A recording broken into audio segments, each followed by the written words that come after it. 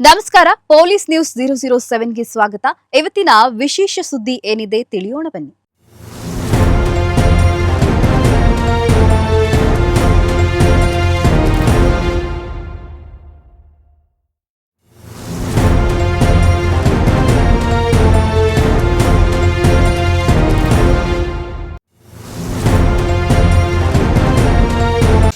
ದಲಿತ ಯುವತಿಯ ಕೊಲೆ ಪ್ರಕರಣ ನಿಷ್ಪಕ್ಷಪಾತ ತನಿಖೆ, ಉಗ್ರ ಶಿಕ್ಷೆಗೆ ಒತ್ತಾಯ. ಛಲವಾದಿ ಮಹಾಸಭಾದಿಂದ ದಲಿತರ 4 ಪ್ರಕರಣ ಗಂಭೀರವಾಗಿ ಪರಿಗಣಿಸಲು ಮನವಿ. ಹೊಕ್ರಾಣಿಯಲ್ಲಿ ನಡೆದ ಯುವತಿಯ ಕೊಲೆ ಪ್ರಕರಣಕ್ಕೆ ಸಂಬಂಧಿಸಿದಂತೆ ಪ್ರಕರಣದಲ್ಲಿ 3 ಆರೋಪಿಗಳನ್ನು ಬಂಧಿಸಿದ್ದಾರೆ. 4ನೇ ಆರೋಪಿಗೂ ಶೀಘ್ರವೇ ಬಂಧಿಸಿ ನಿಷ್ಪಕ್ಷಪಾತ ತನಿಖೆ ನಡೆಸಿ ಸಂತ್ರಸ್ತ ಕುಟುಂಬಕ್ಕೆ ನ್ಯಾಯ ಒದಗಿಸಬೇಕು ಎಂದು ಛಲವಾದಿ ಮಹಾಸಭಾದ ಜಿಲ್ಲಾಧ್ಯಕ್ಷ ವಿಶ್ವನಾಥ್ ಪಟ್ಟಿ ಒತ್ತಾಯಿಸಿದರು. ಅವರು ಶುಕ್ರವಾರ ಮಾಧ್ಯಮ ಗೋಷ್ಠಿಯಲ್ಲಿ ಮಾತನಾಡಿ, ಹೊಕ್ರಾಣಿ ಪ್ರಕರಣದಲ್ಲಿ ಯುವತಿ ಬುಧವಾರ ರಾತ್ರಿ ಬಯಲು ಬಹಿರ್ದೆಸೆಗೆ ಹೋಗಿ ಕಾಣೆಯಾಗಿದ್ದಳು. ಪೋಷಕರು ರಾತ್ರಿಯೇ ದೂರು ನೀಡಿದ್ದರು. ಸ್ಥಳೀಯ ಪೊಲೀಸರು ಗಂಭೀರವಾಗಿ ಪರಿಗಣಿಸಿಲ್ಲ. ಮರುದಿನವೇ ಬಾವಿಯಲ್ಲಿ ಶವ ಪತ್ತೆಯಾಗಿದ್ದು, ರಾತ್ರಿ ಸರಿಯಾಗಿ ಹುಡುಕಾಡಿದ್ದರೆ ಬದುಕುಳಿಯುತ್ತಿದ್ದರು. ಪೊಲೀಸರ ವೈಫಲ್ಯ ಎದ್ದು ಕಾಣುತ್ತಿದೆ ಎಂದು ಆರೋಪಿಸಿದರು.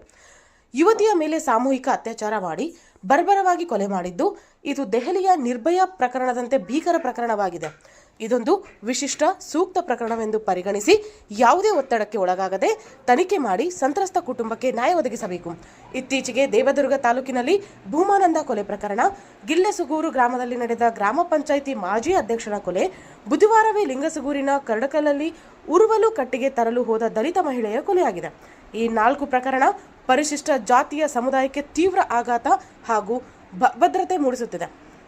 ಜಿಲ್ಲಾಡಳಿತ, ಜಿಲ್ಲಾ ಪೊಲೀಸ್ ಇಲಾಖೆಯ ಆಡಳಿತದ ಮೇಲೆ ಗಂಭೀರ ಪ್ರಶ್ನೆ ಮೂಡುವಂತೆ ಮಾಡಿದೆ ಎಂದು ಹೇಳಿದರು. ಜಿಲ್ಲೆಯಲ್ಲಿ ದಲಿತರ ಮೇಲೆ ಅತ್ಯಾಚಾರ, ಕೊಲೆ, ಹಲ್ಲೆ, ದೌರ್ಜನ್ಯ ನಡೆಯುತ್ತಿದೆ. ತಿಂಗಳಿಗೊಮ್ಮೆ SC ST ಕುಂದುಕೊರತೆ ಸಭೆ ನಡೆಸುವುದು ಆದೇಶವಿದ್ದರೂ ಜಿಲ್ಲಾ ಪೊಲೀಸ್ ಇಲಾಖೆಯಿಂದ ಸಭೆ ನಡೆಸುತ್ತಿಲ್ಲ. ಜಿಲ್ಲೆಯಲ್ಲಿ ಅಕ್ರಮ ಮದ್ಯ ಮಾರಾಟ, ಗಾಂಜಾ ಪ್ರಕರಣಗಳು ಹೆಚ್ಚಾಗಿ ನಡೆಯುತ್ತಿದ್ದು ಅಪರಾಧ ಚಟುವಟಿಕೆಗಳಿಗೆ ಆಸ್ಪದ ನೀಡುತ್ತಿದೆ ಎಂದರು. ಹಿರಿಯ ಮುಖಂಡ ರವೀಂದ್ರನಾಥ್ ಪಟ್ಟಿ ಮಾತನಾಡಿ, ಹೊಕ್ರಾಣಿಯ ಯುವತಿಯ ಮೇಲೆ ಲಿಂಗಸಗೂರು ಮಹಿಳೆಯ ಕೊಲೆ ಜಿಲ್ಲೆಯಲ್ಲಿ ಬೆಚ್ಚಿ ಬೀಳಿಸಿದೆ. ಮಾನವೀಯತೆಯುಳ್ಳ ಎಲ್ಲರೂ ಖಂಡಿಸಬೇಕು. ಆದರೆ ತೀವ್ರ ತರಹದ ಖಂಡನೆ ವ್ಯಕ್ತವಾಗಿಲ್ಲ. ಬೇರೆ ರಾಜ್ಯದಲ್ಲಿ ಇದನ್ನು ರಾಷ್ಟ್ರ ಮಟ್ಟದ ಸುದ್ದಿ ಮಾಡಲಾಗುತ್ತಿತ್ತು.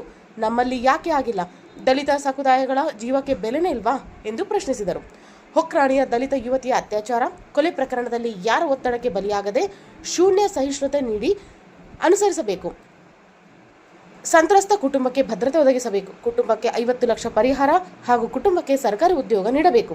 ಜಿಲ್ಲೆಯಲ್ಲಿ ನಡೆದ 4 ಜನ ದಲಿತರ ಕೊಲೆಯನ್ನ ಗೃಹ ಗಂಭೀರವಾಗಿ ಪರಿಗಣಿಸಿ ಸೂಕ್ತ ತನಿಖೆ ನಡೆಸಬೇಕು ಹಾಗೂ ಆರೋಪಿಗಳಿಗೆ ಕಠಿಣ ಶಿಕ್ಷೆ ವಿಧಿಸಬೇಕು ಎಂದು ಮನವಿ ಮಾಡಿದರು.